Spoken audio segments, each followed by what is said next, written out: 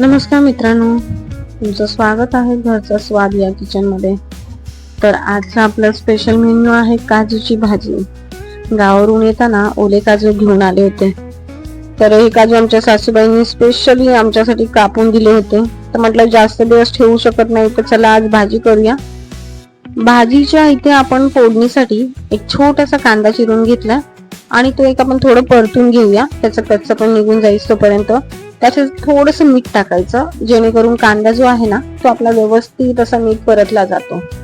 त्याचबरोबर कांद्यापेक्षा एक छोटा मोठ्या साईज मध्ये आपण टमाटर घेतलेला आहे बारीक चिरून, तो सुद्धा आपण यामध्ये परतून घेणार आहोत.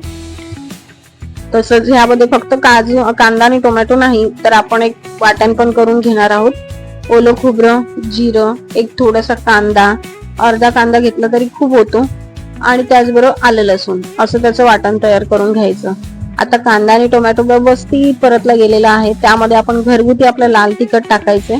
उन्हाळ्याचे दिवस त्यामुळे मी जास्त तिखट नाही बनवत, आपले साधेसे 2-3 मसाले वापरून मी आपली भाजी बनवते. त्याचबरोबर त्यामध्ये हळद आणि गरम मसाला टाकलेला आहे.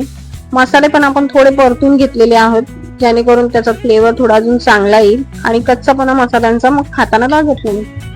आता हे आपण एक 5 मिनिटं स्लो गॅसवरती आपण झाकून त्यांना शिजवून घेणार आहोत.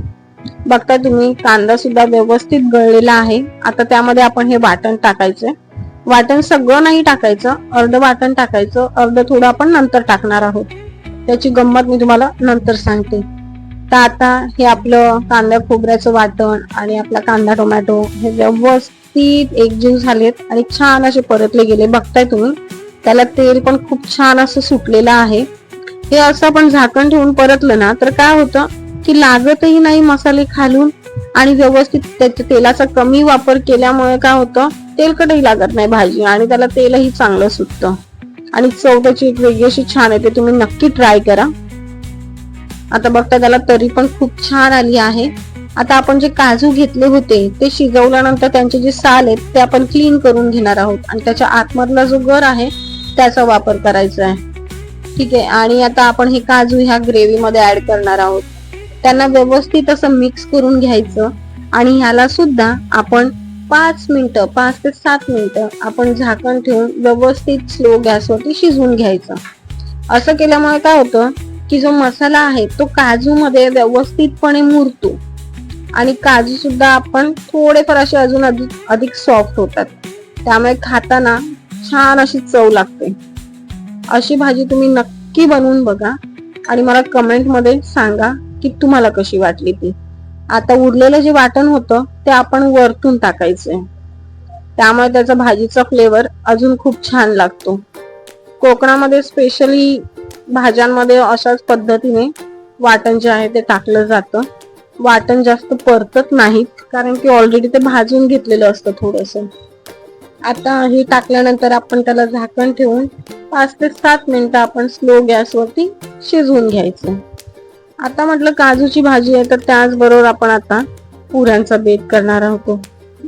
तर पुऱ्या आपण इथे तळून घेणार आहोत. पुऱ्या आहेत त्या मी जरा थोड्या वेगळ्या पद्धतीनेच बनवते. पुढे बघायलाच तुम्ही. पुऱ्यांचं कणिक मळताना ना थोडं जरा मऊच मळून घ्यायचं आणि त्याला तेलाचा हात लावून 10 ते 15 मिनिटं ठेवायचं, जेणेकरून पुऱ्या सॉफ्ट आणि थोडा असा खाण्यासाठी सुद्धा छान लागतात. तर पुऱ्यांचं कणिक मळल्यानंतर आपण त्याला तेलाच्या ह्याच्याने बनवणार आहोत. मोस्ट ऑफ मी असे छोटे छोटे गोळे करून घेते आणि मग त्याच्या पुऱ्या बनवते. ही जी माझी रेसिपी आहे काजूच्या भाजीची, तुम्ही नक्की ट्राय करा, एकदा घरी बनवून बघा आणि मला नक्की कमेंट मध्ये सांगा.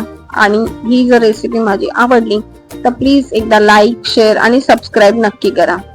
तर बघताय तुम्ही असे छोटे छोटेसे गोळे असे बनवून घेतलेले आहेत आणि ते तेलाचा हात लावूनच मी त्यांना तळून घेते. याच्याने काय होतं, आपला वेळही वाचतो आणि पुऱ्यांचं सुद्धा पटापट काम होतं, कारण की मोस्टली आजकाल सगळे धावपळीच्या जगातच जगतात. त्यामुळे आपण त्यांना मोठं लाटून मग त्याचे छोटे छोटे गोळे करून मग ते वेगळे करणार, परत आपण त्याचं कणिक काढून परत जे आहे ते परत मळणार आणि परत लाटणार, त्यासाठी वेळ खूप जातो.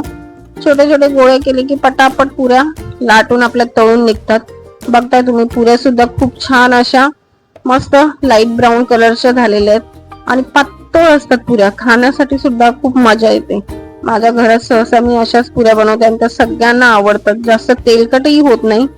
ह्या सुद्धा तुम्ही एकदा नक्की घरात ट्राय करून बघा आणि मला नक्की सांगा. त्याचबरोबर नेक्स्ट ह्याला आपण असंच वेगळं काहीतरी आपण रेसिपी घेऊन येऊया आणि नक्की तुम्हाला दाखवेन. सध्याच नुसती गृहिणी नसून मी सुद्धा एक्स्ट्राचं काही ना काही काम करते, त्यामुळे वेळ कमी असतो, जास्त व्हिडिओ टाकायला मला वेळ भेटत नाही. तरी सुद्धा जसंही जेही जमतं ते मी टाकण्याचा प्रयत्न करते व्हिडिओज आणि तुमच्यापर्यंत पोहोचवण्याचा प्रयत्न करते. बघा भाजीला सुद्धा खूप छान असा रंग आलाय आणि मस्त साधा सिंपल असा बेत केलेला होता आजच्या जेवणाचा. नक्की आवडल्यास लाईक करा, शेअर करा आणि सबस्क्राईब करा.